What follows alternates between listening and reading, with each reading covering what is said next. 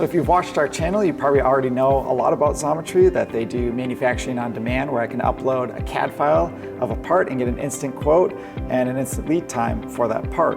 What you may not know is that Xometry recently released an update called Teamspace. Within Teamspace, not only can I see the orders and quotes that I've made, but also the ones that my team members have. So I've added the team members from DarkAero here, and I can see their quotes and their parts that they've ordered. So right here I have a quote that's been made by Riley. He quoted it and he ordered it, and there's actually these bearing blocks right here. But in addition to just being able to view it, I can also create a copy of that order, and if need be, without having to bug the rest of the team members, I can submit another order.